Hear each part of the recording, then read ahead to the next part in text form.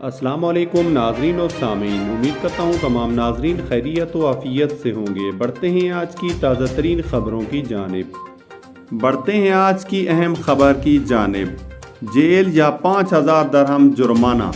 اگر آپ متحدہ عرب امارات میں بچے کو اسکول میں داخل کرانے میں ناکام ہوتے ہیں۔ متحدہ عرب امارات کے پبلک پراسیکیوشن نے خبردار کی ہے کہ اگر کوئی لازمی بنیادی تعلیم کی مدت کے دوران کسی بچے کو اسکول میں داخل کرنے میں ناکام رہا تو اس پر جیل کی سزا یا کم از کم 5000 درہم جرمانہ عائد کیا جائے گا۔